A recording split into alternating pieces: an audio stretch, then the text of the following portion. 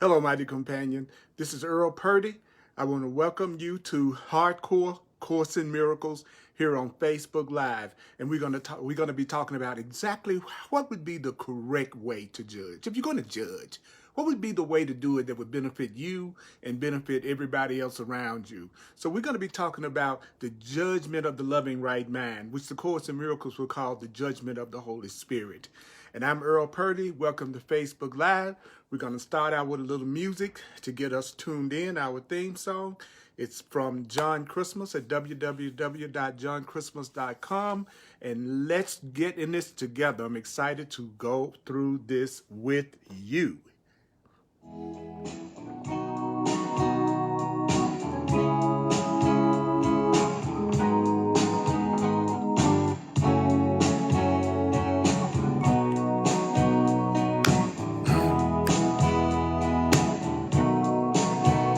There's a call for a God, I see it everywhere.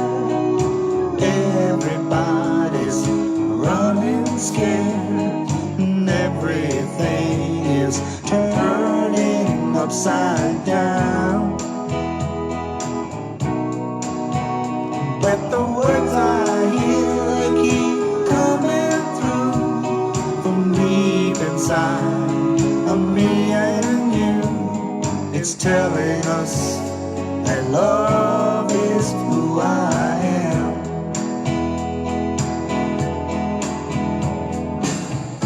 You and me were not that far apart. Yeah, we're beating the same heart. We've been together from the start. Tell me, can you hear it? Tell me, can you feel it? Put your arms around it and know that we are one. Yeah, yeah, we are one. Now let's come together and understand that love was born inside of every man. He's waiting for us to choose him as ourselves. If you choose him, you know you choose me too. And everyone becomes a part of you. And then you will know that love is who I am.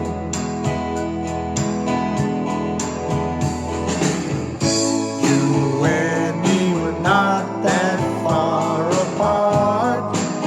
Yeah, we're beating the same heart. We've been together from the start. Tell me, can you hear it? Tell me, can you feel it? Put your arms around it and know that we are one. Yeah, yeah, we are one. Oh, we are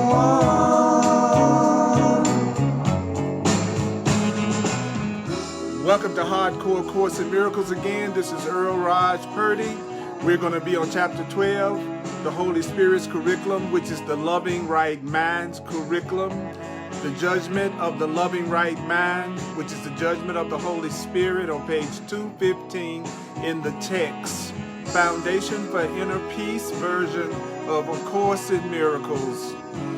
We're going to be talking about how does sane, beneficial judgment work.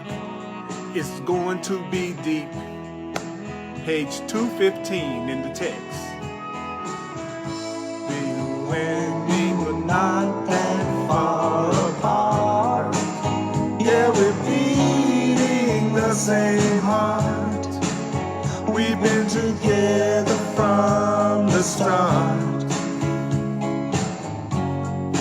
Tell me, can you hear it? Tell me, can you feel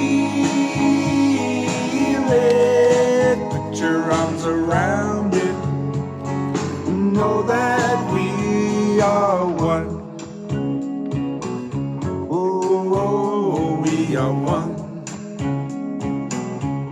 Yeah, yeah, we are one. Oh, oh, we are one. I am you, and you are me.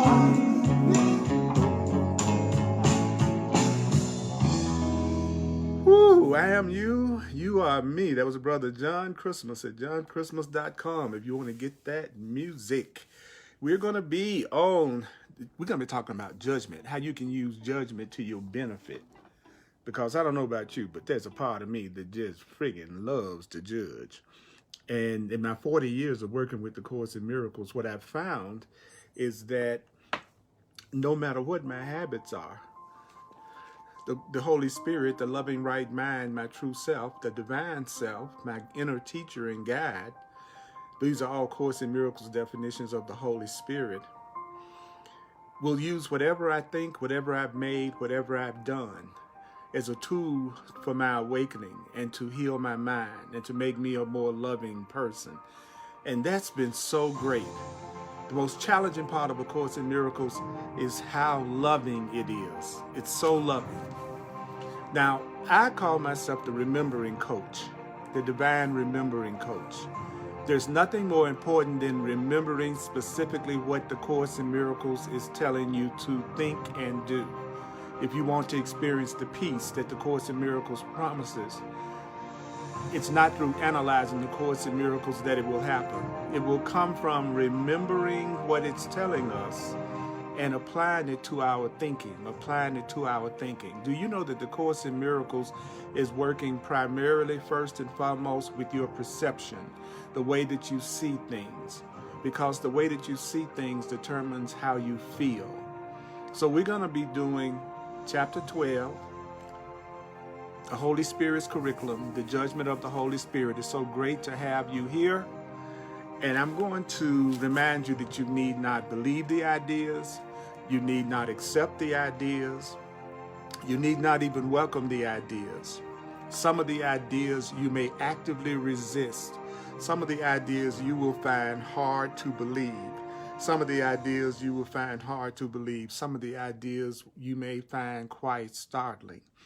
You are not asked to analyze and judge the ideas at all. It's their use that will give the ideas meaning to you. It's their use that will give the ideas in A Course in Miracles meaning to you. It's their use that will give the ideas in the Course in Miracles meaning to you. I teach in a question-answer format, using the Course in Miracles in plain language, using some of the definitions that the Course in Miracles uses for the words instead of the words to make it easier. I want to do this for you in plain language. Introduction to the Course in Miracles. I like to read the introduction to the Course in Miracles. It says, this is A Course in Miracles. This is A Course in Miracles. It's a required course. A Course in Miracles is a required course. Only the time you take A Course in Miracles is voluntary. Only the time you take A Course in Miracles is voluntary. Free will doesn't mean that you can establish the curriculum. Free will does not mean you can establish the curriculum. Free will means only that you can elect what you want to take at a given time. This course does not aim at teaching the meaning of love. This course does not aim at teaching the meaning of love, for the meaning of love is beyond what can be taught. The meaning of love is beyond what can be taught. So what does the Course in Miracles aim to do? The Course in Miracles aims, however, at removing the blocks to the awareness of love's presence. The purpose of A Course in Miracles is to teach you how to remove the blocks, to have the blocks removed. It does aim, however, at removing the blocks to the awareness of love's presence, which is your natural inheritance. What is your natural inheritance? Love's presence. The opposite of love is fear. The opposite of love is fear. The opposite of love is fear. But what is all-encompassing, love is all-encompassing. What is all-encompassing can have no opposite. What is all-encompassing can have no opposite. So the Course in Miracles can therefore be summed up very simply in this way. The Course in Miracles can be summed up very simply in this way. The Course in Miracles can be summed up very simply in this way. Nothing real can be threatened. Nothing unreal exists. Nothing real can be threatened. Nothing unreal exists. Nothing real can be threatened. Nothing real can be threatened. Nothing unreal exists. Herein lies the peace of God. That is the introduction to the Course in Miracles. So I hope you have your books, those who have your books, because I really want to be helpful in about 40 years and teaching you how and giving you some tips and helping you with the Course in Miracles. First of all, it's about remembering specifically what we're being told to do. If you do not remember it, you haven't learned it. If you do not remember something, you haven't learned it. So if we don't remember what we're being told in the Course in Miracles, then we haven't learned what the Course in Miracles is telling us. So we're going to talk about, how does love judge? How does the right mind judge? How does the divine judge? How does the Creator judge? How does the Holy Spirit judge? Well, here we go. So what is it that you've been told not to make real? Well, you've been told not to make error and mistakes real. So do you know that the way to not make error real is very simple? The way not to make mistakes real is very simple.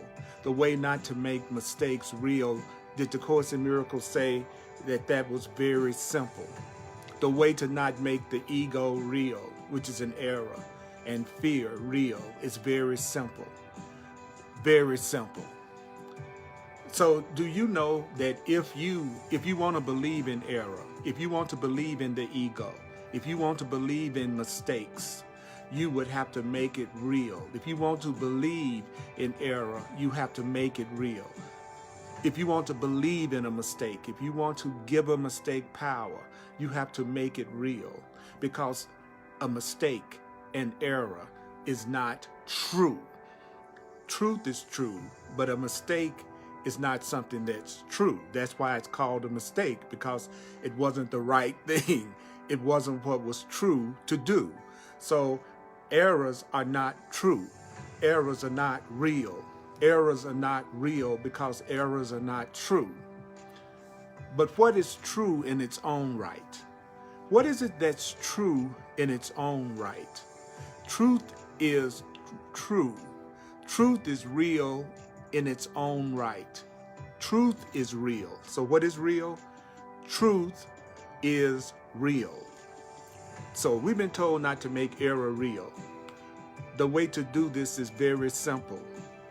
If you want to believe in a mistake, if you want to believe in error, you have to make it real. You have to make it real, because it's not real. A mistake is not real. It doesn't last forever. A mistake isn't permanent.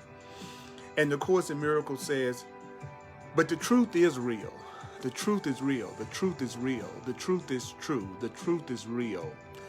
And do you know what's really cool about believing the truth? Do you want to know what's really cool about believing the truth?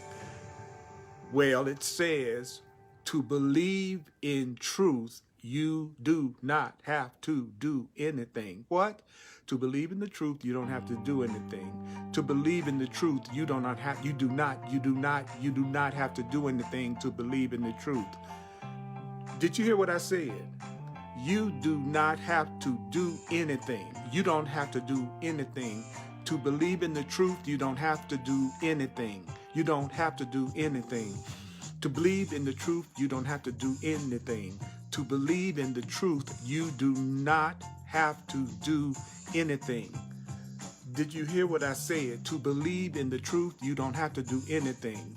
To believe in the truth, you do not have to do anything.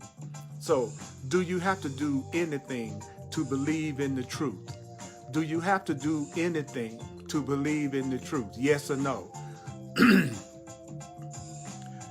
Do you have to do anything to believe in the truth?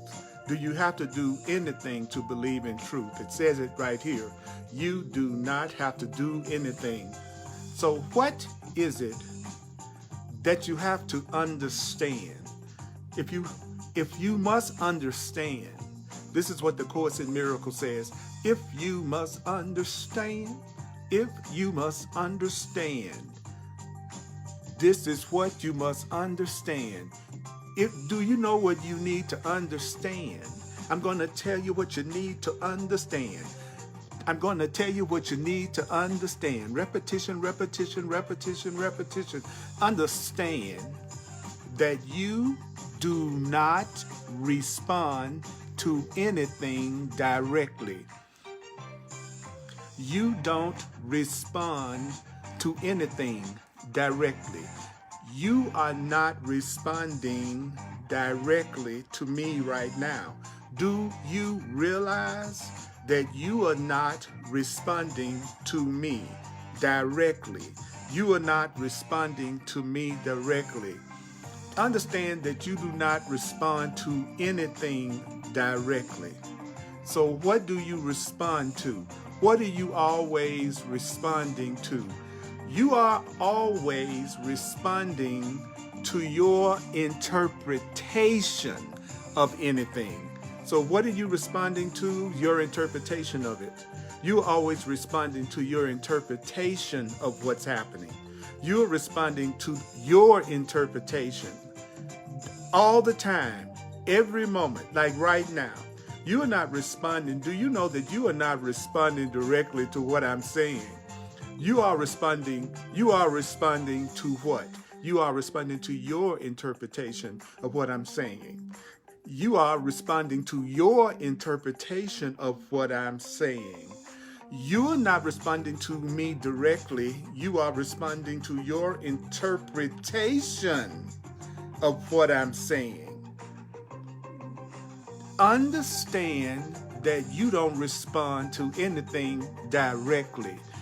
You are responding to your interpretation. You are responding to the meaning that you're giving to whatever is happening in your life right now. Whatever is happening in your life right now, you are not responding to it directly. Whatever is happening in your relationship right now, you are not responding to it directly. You are responding to your interpretation. You are responding to your interpretation. You are responding to your interpretation of what's happening. Do you then realize that your interpretation of what's happening becomes the justification for the response? Your interpretation of what's happening becomes the justification for your response. I'm interpreting what you're doing, and my interpretation of what you're doing is the justification for how I'm going to respond. What does that mean? What does that mean? I'm going to tell you. Remember, we need to remember. We need to remember. My presentations are about remembering the ideas and using the ideas. So you've been told not to make mistakes and error in the ego real. The way to do that's very simple, because if you want to believe in a mistake, you'd have to make it real, because a mistake is not real. It is not everlasting. It is not true. But the truth is real in its own right. And to believe in the truth, to believe in God, to believe in love, you don't have to do anything. You don't have to do anything. You need to understand what? That you don't respond to anything directly. You always respond to your interpretation of it. So it's your interpretations that become the justification for the way that you respond. It's the way that you are seeing whatever is happening that becomes your justification for your response. So what's hazardous? According to the Course in Miracles, what is hazardous to you? What is hazardous to you? Analyzing other people's motives. Analyzing the motives of others is hazardous to you. Analyzing other people's motives, that's hazardous. You want to know what's hazardous? Analyzing other people's motives. Analyzing the motives of others is hazardous. It could be potentially harmful to your peace. Analyzing the motives of others is hazardous to you. Now, what does it mean? What does it mean? What does the Course in Miracles mean when it says analyzing the motives of others is hazardous to you? me analyzing where somebody else is coming from, me analyzing somebody else's motives, that is not good for me. That's hazardous to me. That could hurt me. Well, would you like to get a better understanding? Would you like to get a better understanding of why analyzing the motives of somebody else could hurt you, is hazardous to you? Well, do you realize that if you decide that someone is really trying to attack you, if you decide that someone is trying to desert you, if you decide that someone's trying to desert you, if you decide that someone's trying to abandon you, if you decide that someone's trying to attack you or hurt you, or attack you or hurt you, if you decide that someone's trying to enslave you, control you, notice it said, if you decide, it didn't say it was necessarily happening, but it's saying if you decide that someone's trying to hurt you, attack you, desert you, or enslave you, if you decide that someone is really trying to attack you, or desert you, or enslave you, do you know what you're going to do if you decided that someone's trying to attack you, desert you, or enslave you? Do you know what you're going to do if you feel like I'm trying to attack you, or desert you, or enslave you? But then you will respond. You will respond. If you think somebody's trying to attack you, if you think someone's trying to hurt you, attack you, or desert you, or enslave you, the Course in Miracles says you're going to respond as if they've actually done it. Whatever I've decided that you have done to me, then I'm going to respond as if you've actually done it to me. Whatever I decide that another person has done to me, then I'm going to respond to them as if they've actually done it to me. If you decide that someone is actually trying to hurt you, then you're going to respond as if they're trying to hurt you, whether they're trying to hurt you or not.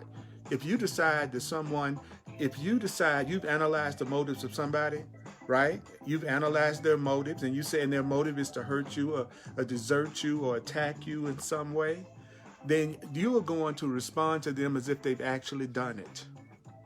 If you think another person's motive is to hurt you in some way, or desert you in some way, or abandon you in some way, do you know you're going to respond as if they've actually done it? And that's what the Course means when it says you have made another person's error real to you. That means that you have made up something that they are doing in your own mind, and then you deal with them as if they've actually done what you've decided they've done. So you made what you perceive to be a mistake real, because it would be a mistake for somebody to attack you, desert you, or enslave you. That would be a mistake for somebody to try to do that. So if you were to see somebody as trying to attack you, desert you, or enslave you, then you are making the mistake real. So what happens when you start interpreting error? What happens when you start interpreting other people's egos? What happens when you interpret others, analyze others' motivation? Well, do you know the Course in Miracles says this: to interpret error is to give error power. If you want to give a mistake a lot of power, what should you do? If you want to give a mistake a lot of power, start interpreting it. Start giving that mistake some kind of meaning that you give it. If you want to make something get worse, then you just start interpreting what you've decided that the other person has done to you. Because you're going to respond to them as if they've done exactly what you think they've done to you. And when you react to them as if they've done what you think they've done to you, then you've made it real. And then you've given it power.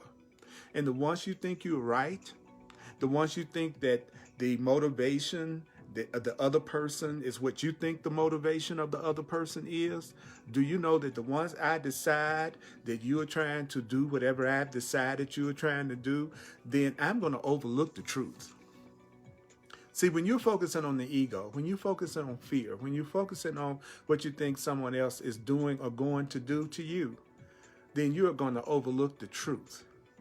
You're going to overlook the truth, which is that you are totally safe, which is that you are not a victim, which is that you are the one that determines how you feel about anything. No one can make you feel anything. You forget the truth. The truth is you're interpreting their motivation, and you really may not know at all what that person's motivation is. But once a person has decided that another person is trying to do whatever they think they're trying to do, the court says, then you respond. That other person responds as if that person had really done what they had decided that person has done. It's more important that you remember one paragraph of the Course in Miracles. One paragraph of the Course in Miracles could change your life. One paragraph, remembering it. Not reading it and closing the book and not thinking about what it says again. What do I mean by remembering it? I mean, remembering that you've been told not to make mistakes real, and the way to make mistakes and the way not to make mistakes real is very simple. Because if you want to believe in the mistake, you would have to make the mistake real. What else were we told? We were told that truth is real in its own right. To believe in the truth, you don't have to do anything. To believe in God, to believe in the truth, to believe in love, you don't have to do anything. What is it that the truth said we needed to remember to understand? A Course in Miracles says you need to remember that you don't respond to anything directly. You're always responding to the interpretations you're giving that person or that situation, and you're always responding to the interpretations and meanings that you are giving. It's the meanings that you're giving to things that you're responding to. And then that becomes your justification for how you think you should respond. What else were we told to remember? We were told to remember that analyzing other people's motives can be hazardous, can hurt you. Analyzing where you think somebody else is coming from can hurt you. Because if you decide that someone's trying to hurt you in some way, if you decide that someone's trying to desert you, enslave you, cheat on you, whatever, then if you decide that that's what's happening, then you're going to respond to them as if they've actually done it, even if they haven't done it at all. And that makes it real to you. Your judgments have made it real to you. Your interpretations have made it real to you. So the more you interpret, the more you analyze the motives of others, the more you give everything the meaning you believe it has, then you give that mistake power. And when you're focused on your mistake, when you're focused on your judgments, when you're focused on the way that you think it is, then you will overlook the truth, which is that none of that might be true. The truth is that none of that might be true. So how do you judge? How do you judge? How can we deal with this issue of judgment? Well, let's go to the next paragraph. Chapter 12, Section 1, Paragraph 2. Do you know that the analysis of ego motivation is very complicated? If you're going to analyze somebody else's motivation, do you know the Course in Miracles says, first of all, analyzing somebody else's motivation is very complicated.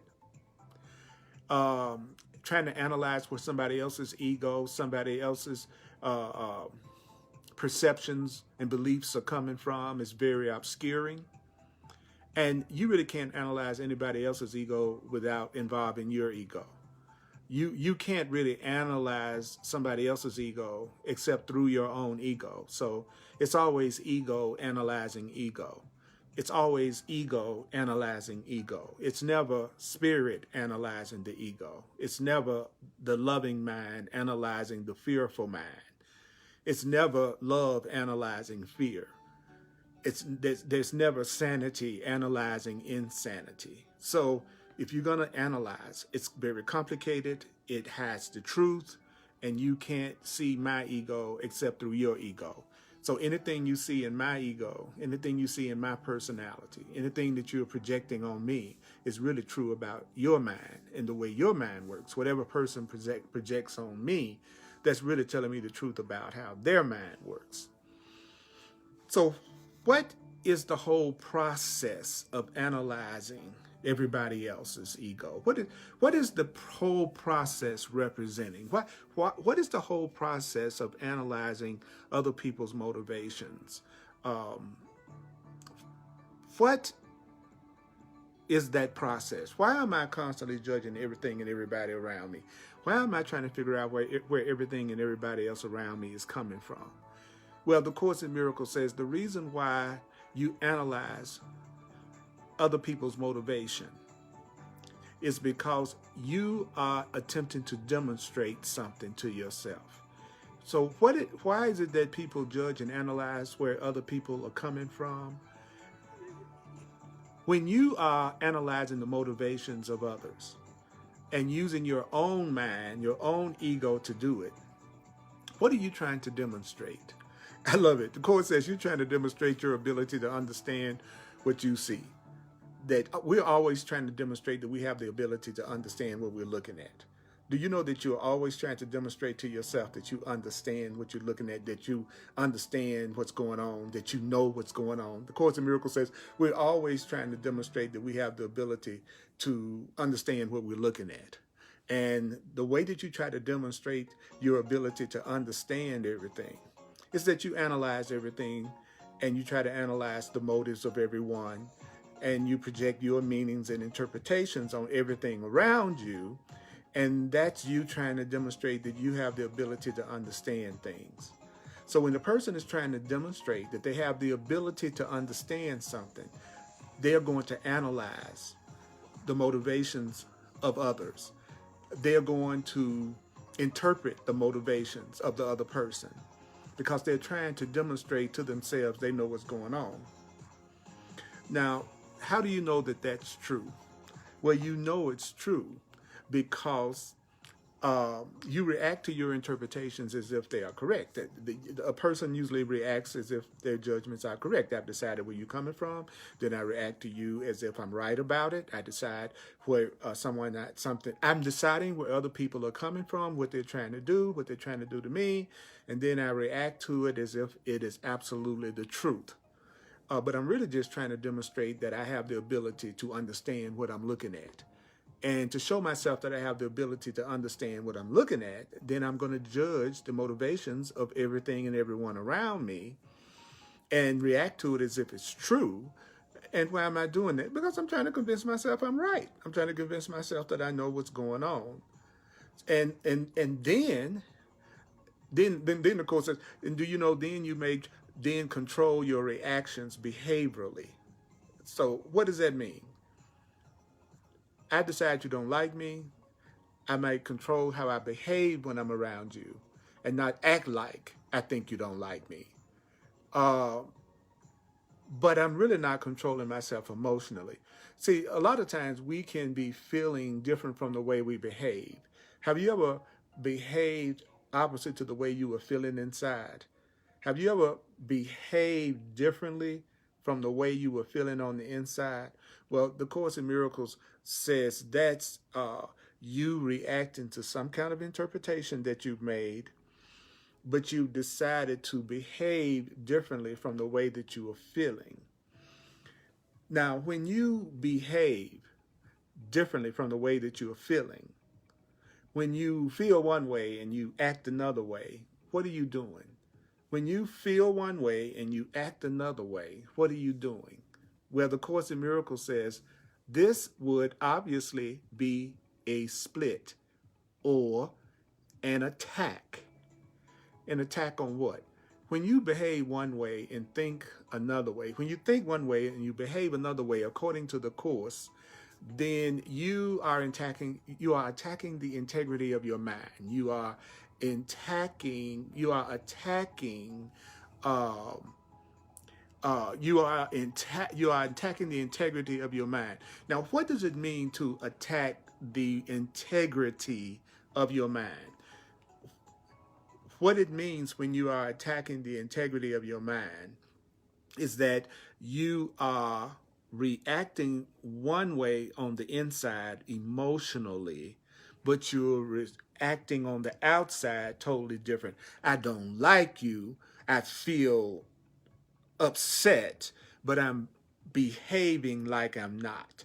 I feel fearful based on the interpretations of your motivations that I have come up with, but I may not act like I'm feeling.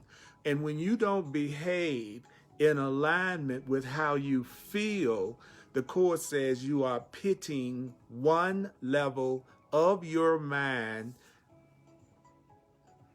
against another level of your mind. So what are you doing? What are you doing when you pit one level of your mind against another level of your mind? What are you doing when you are attacking the integrity of your mind? When you are attacking the integrity of your mind, you are controlling the way you behave. And it's opposite and different from the way that you feel.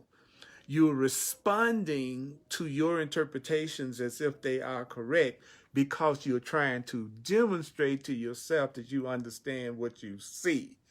And so you have been analyzing the motives of others and responding to others as if your interpretations and judgments of their motivations are correct.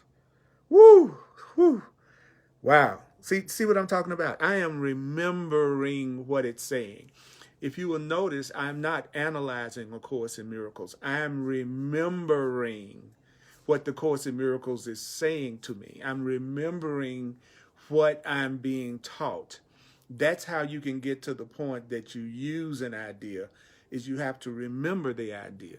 So to interpret mistakes, to interpret error, to constantly be analyzing what you think are the mistakes of others, then that's going to give that so much power that you're going to overlook the truth. You were told not to make error real because you've got to focus on it to make it real. You got to keep focusing on it to make it real. And what was the error? Well, the error was your deciding that someone was trying to do something to you without you really being sure that's exactly what they were doing. I mean, you can interpret my motivations, but that doesn't mean that you're right. You can interpret where another person is coming from and what another person is thinking and what another person is believing, but that doesn't mean that you're right. You can interpret motivation. You can give meaning to everything and everybody around you and everything that's going on in your life right now, but it doesn't mean that you're right. Just because you are interpreting motivations and responding to people as if they're doing what you think they're doing doesn't mean that you are right. But the way that you are interpreting it becomes a justification for how you are responding, because you're trying to convince yourself that you know what's going on. And then you might, feel one way and behave another way and attack the integrity of your mind. See, I said that whole thing in my own words to understand what the Holy Spirit truth just taught me.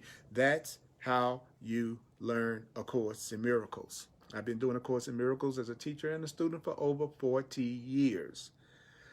Course in Miracles students make the Course in Miracles so much harder than it has to be. The Course in Miracles is not a difficult teaching. It's just a very different teaching. It's a very different teaching. So, and then we were told that there's no way you're going to analyze my ego without using your ego. There's no way you're going to see something in me that's not in your mind. There's no way you're going to see something in me that's not in your mind, that's not within you, that's not within your mind. Now, so what is the one interpretation of motivation that makes any sense? So if I'm going to interpret the motivation of others, if I know that I love to judge and interpret the motivation of everything and everybody, if I know I love to give meanings to everything and give everything the meaning I think it has, then what is the one interpretation of motivation that makes sense?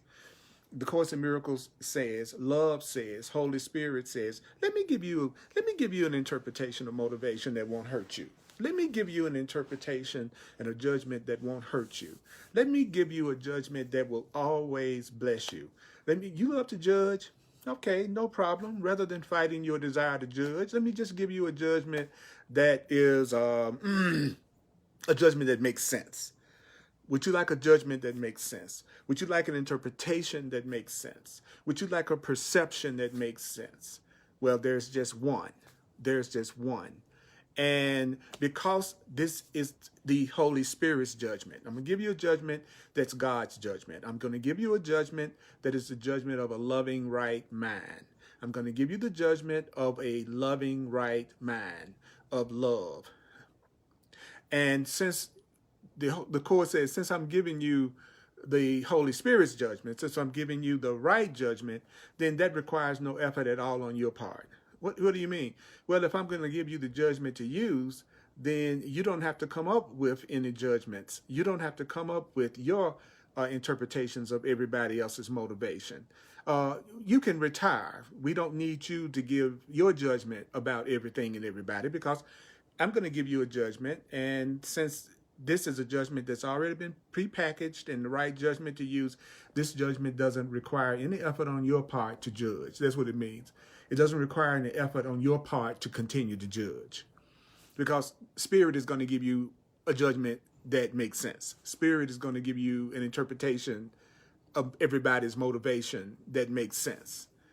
And it doesn't require any effort on your part. So this judgment that the Course in Miracles is about to give you to use doesn't require any effort on your part. Are you ready for the judgment? Are you ready for the one interpretation of motivation that makes sense? Are you ready? Are you ready for the one interpretation of motivation that makes sense? Here it goes. Every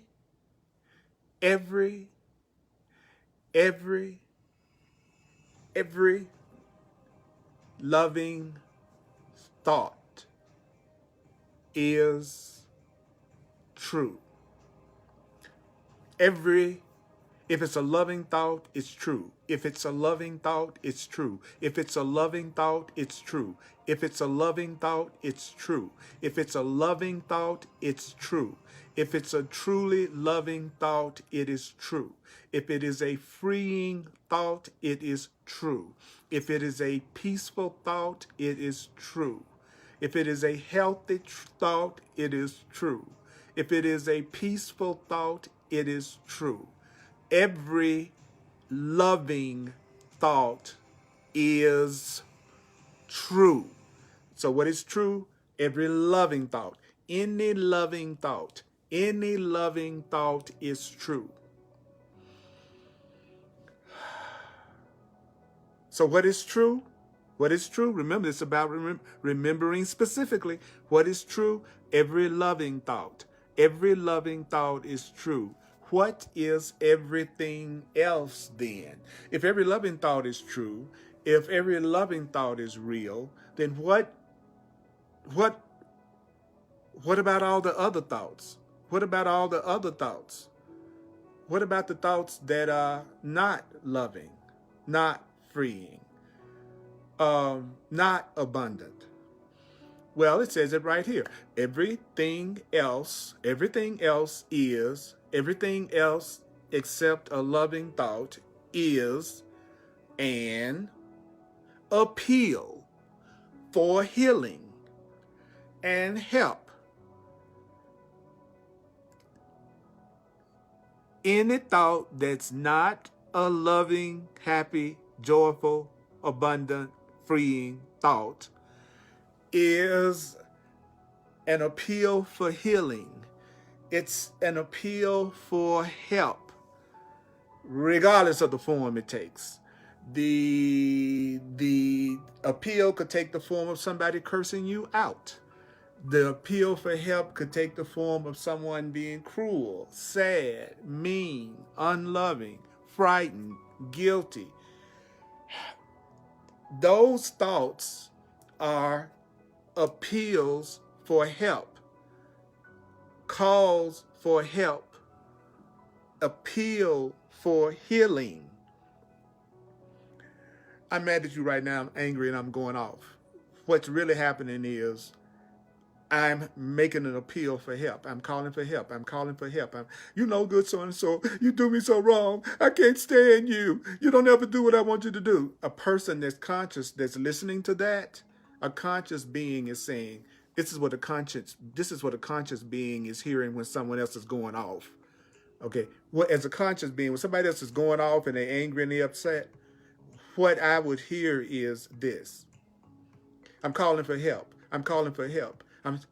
Help me, help me, help me, help me, help me, help me, help me. Help me, help me, help me, help me, help me, help me, help me. Now, they may be saying, you know, good son of a gun, I hate you, I can't stand you. You're hurting me all the time. You just need to be different for me to be happy. You need to change. I'm so mad at you. I'm so upset at you. You low down so-and-so. They could be going off. But what a conscious being is hearing, their interpretation is, I'm hearing a call for help, a call for help, a call for help, a call for help, a call for help, a call for help, a call for help, a call for help. I'm hearing a call for help. I'm hearing a call for help. It sounds like they're cursing me out and criticizing me and judging me and getting upset with me. But they're really interpreting me, and they're the ones who are giving me all the meaning that I have. They're responding to their own interpretation of me, and they're reacting to me as if their interpretation of me is correct. That's what the conscious being is saying. Then the conscious being is hearing, they're calling for help. I'm here. I know you say you're angry at me, you're acting angry at me, and you may be even screaming and shouting at me. But as a conscious being, I'm going to use the Holy Spirit's judgment. I'm going to use the judgment of love. I'm going to use the interpretations that a loving man would use. I'm going to use the interpretation that the Holy Spirit would use, which is, you are appealing for help. You are appealing for help. You are calling for help. You're calling for help. You're calling for help. Regardless of how you're doing it, it may be sweet. It may be in a way that seems to be ugly and abrasive, but you are calling for help. Listen to me. It's a call for help. Every loving thought is true. Everything else is an appeal and for healing, is an appeal for healing. That person wants healing. That person is calling for healing. That person is asking for healing, regardless of the form it takes. They're calling for help. So here's a question. I got a question for you. And the question is,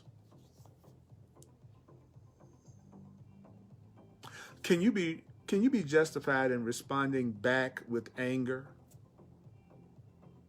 when what you're really experiencing is a person's plea for help? They're calling for help. Maybe they're doing it in a way that's not very kind. Maybe they're doing it, maybe they're calling for help in a way that's abrasive and critical and judgmental, even angry. They may even be angry. But you know, in your right mind, you know that it's a call for help. It's a plea for help. They're begging for help. Will you help me, please? That's what I'm saying when I'm angry and crazy and going off. I'm saying, help me, please. When I'm cussing you out and putting your bags on the street, this is what I'm saying. Will you help me, please? That's what's really happening when I'm going off, when I'm getting mad, when I'm going off, when I'm really mad. I'm saying, will you help me, please? That's what that's what they're saying if they're not saying loving thoughts. If they're not sharing peaceful, loving thoughts, they're saying, help me, please. Will you help me, please? I'm calling for help, please. That's why I'm so angry. I'm calling for help, please. That's why I'm so depressed. I'm calling for help, please. That's why I am so broke. I'm calling for help, please. So every loving thought is true. Everything else is a call for help. Every loving thought is true.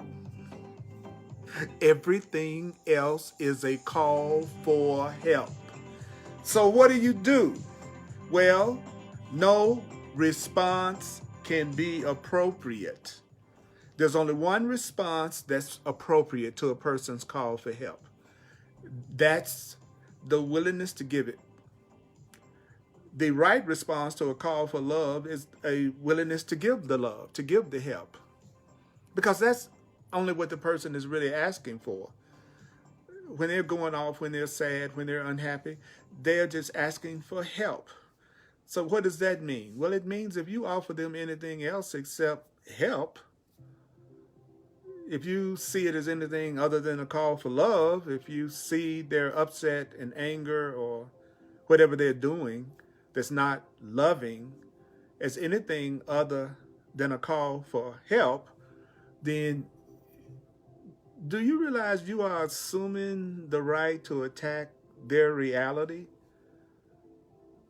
See, the reality is that what that other person is doing, no matter what they're saying or how they're saying it, they're calling for help.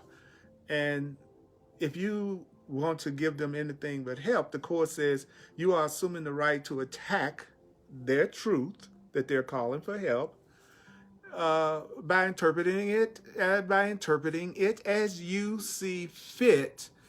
You are assuming the right to attack their reality, which is that they're calling for help, by interpreting what they're doing the way you want to interpret what they're doing. See, if I curse you out, you can interpret that I'm attacking you. But the truth is, I'm calling for help. But I'm assuming the right to attack that truth by seeing it the way I want to see it, and not necessarily the way the right Holy Spirit mind would see it. Because the Holy Spirit would see everything as love or a call for love. And if I don't want to see it that way, that means I want to use my interpretation rather than the interpretation that truth and God are giving me. Now, perhaps the danger of this to your own mind is not really obvious to you. Maybe it's not obvious to you what the danger is to this to your own mind if you want to see anything as other than love or call for help. If you believe that somebody's call for help is something else, it's not really a call for help, it's an attack. If you believe that an appeal for help is something else other than an appeal for help, then you're going to react to the something else that you think it is. If I think that you're attacking me, but it's really a call for help, but I'm going to react to the idea that you are attacking me. So the truth is, either you are expressing love to me or you're calling for help. If I don't want to see it as if it's a call for help, then I'm assuming the right to interpret your motivation the way I want to. And I'm going to react to my interpretation of what you're doing and not the interpretation that love and the Holy Spirit is giving me. So what does that mean? Well, that means your response, if you respond with anger, because I have anger, then your response will be inappropriate. You're meeting attack with attack, anger with anger. Do you know that's an inappropriate response to reality? Because in reality, what that other person is doing is calling for help and calling for love no matter what they're doing. They're calling for the help of God. They're calling for the help of God. They're calling for the help of God. They're calling for love even if they're angry. They're calling for love even if they're attacking. They're calling for love. If they're not expressing love, they're calling for love. If I want to see it as anything other than a call for love, then I want to interpret it the way I want to interpret it. And then I'm going to react to my interpretation of what you're doing and not that it's a call for love. So my response will be inappropriate to reality, as reality is, because reality is that I'm either looking at love or a call for love in everything that's happening in the world today. I'm either seeing love or a call for love in every relationship that I have today. But if I don't want to see it that way, then my response will be appropriate in terms of how I see things. I'm responding appropriately according to my judgments, but my response is inappropriate in terms of how love and truth would respond. That is so deep. That is so deep. So we want to remember this. We want to remember that every thought is true. Everything else is an appeal for help. So I'm going to do a quick wrap up and a quick review of the main points because it's about remembering this. Now, the Course in Miracles says, regardless of your response to the ideas, use the idea. No matter what your response to what you've heard, use it. The Course in Miracles says it doesn't matter how you respond to the truth. You can like it, you can not like it. You can resist the truth and not resist the truth. You can feel good about the truth or you can feel sad about the truth. You can feel confused about the truth or you can feel clear about the truth. The Course in Miracles says no matter what your reaction to the ideas may be, use them anyway. Use the idea that it's love or call for love. Use the idea that it can be hazardous to you to try to interpret everybody else's motivation because you don't really know what's going on in anybody else's mind, to be perfectly honest. So I love teaching. I'm a full-time teacher. That's what I do. I do it on a love offering donation basis so that it's available to everyone. It's what I do in the world. If you'd like to make a donation or a love offering or a financial expression of appreciation, thank you so much for doing that. Go to my website, www.earlpurdy.com, www.earlpurdy.com. If you like to use Zelle or you like to use Venmo or the Cash App or PayPal, my email address is what you need. And my email address is earlpurdy@earlpurdy.com, and just my name on the Cash App. I'm trying to learn how to be a good receiver. Yeah. So earlpurdy@earlpurdy.com. If you like to go deep, if you're ready to get rid of blocks, if you're ready to get your mind blown, if you're ready to go down a rabbit hole, if you've had enough of pain and you want joy, then you need to book a clarity session with me. A clarity session. That's a one-on-one with me. Go to my website, earlpurdy.com, look on the clarity session, and it explains in detail the services that I offer. And for those who have an open-mindedness to it, I'm also an astrologer and a numerologist. There are many ways that the Holy Spirit communicates to us. Thursdays at 7 p.m. Mountain Time, Hardcore Course in Miracles on the Earl Purdy page here on Facebook. That's Mountain Time. Please share this video. Please share this video. Please share this video. Watch it or listen to it at least 4 times, because it's about remembering what we've been told, regardless of our response.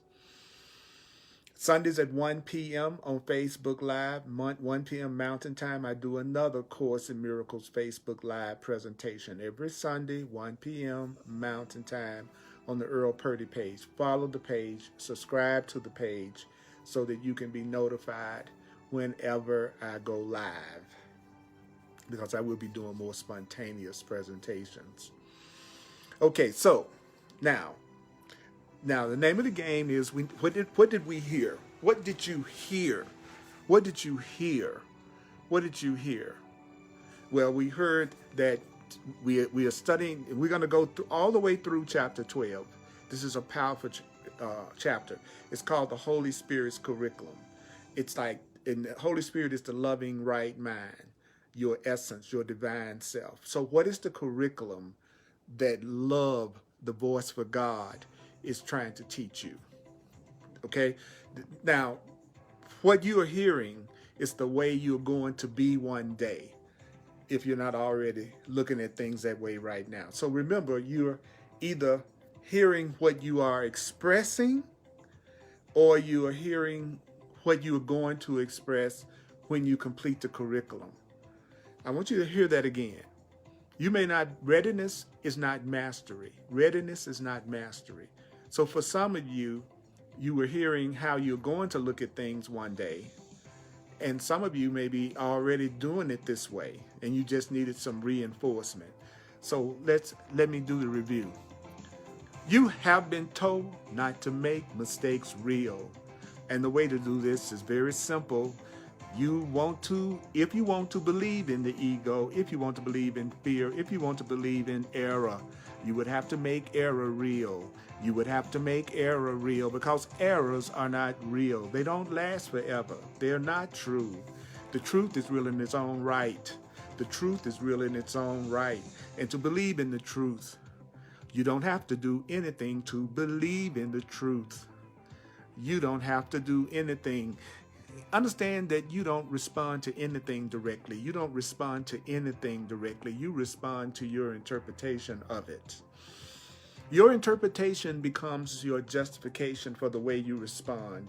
Your interpretation justifies the way that you respond. That's why analyzing the motives of others is hazardous to you. Analyzing the motives of others is hazardous to you.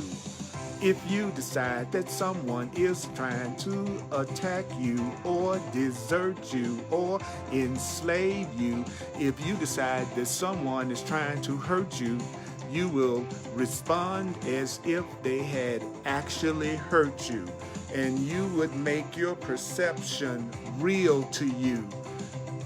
To interpret error is to give error power.